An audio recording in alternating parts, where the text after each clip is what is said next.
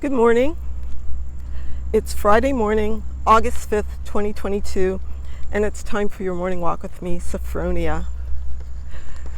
So, last night I was having a text conversation with a friend about life journeys. I guess I could sum it up that way. And she made this comment about, it's one of those conversations about, figuring out what to do with one's life. And she made a comment about when I was pursuing journalism and how I came to do that. And I told her this, and I've been thinking more about it overnight, about how I didn't really set out to become a journalist. That happened when I was trying to figure out something else, which was how to be.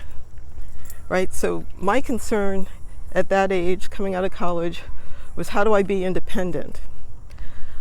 I wanted to be a writer, right? But I was also pre-med for a long time.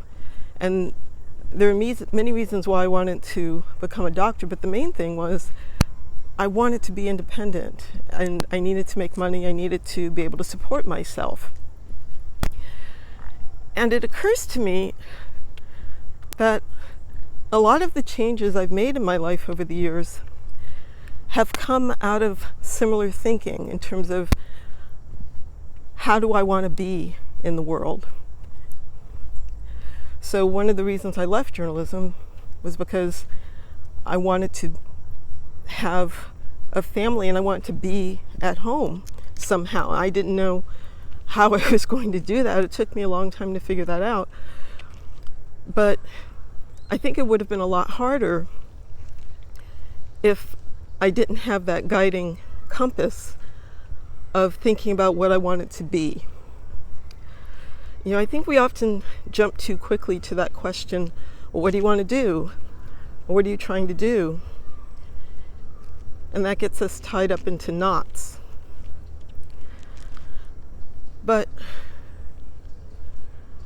I think it's easier to think about what we want for our lives, right? Do you want to be outside a lot? Do you want to be around people? Do you want to be in community?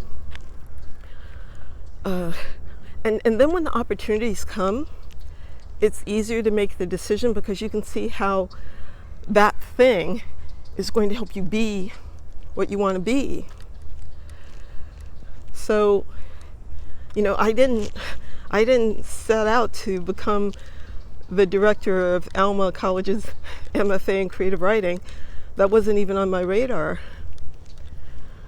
But when the opportunity came up, I recognized it because I knew it was going to help me be a lot of the things that I wanted to be in community with other writers,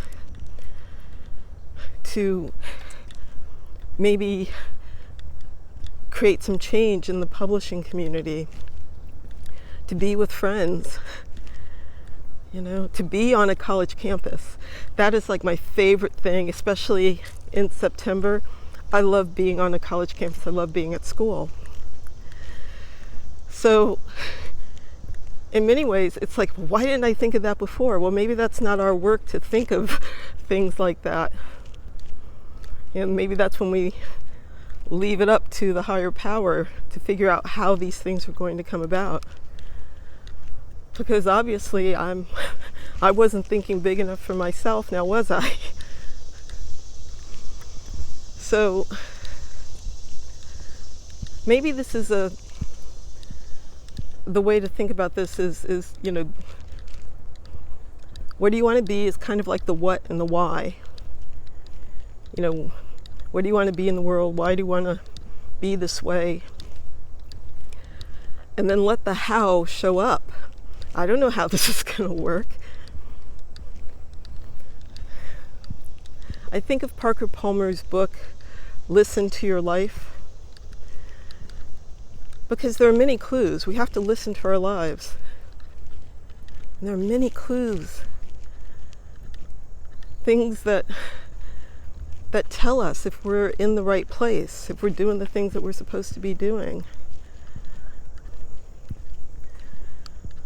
You'll know it by the way you feel.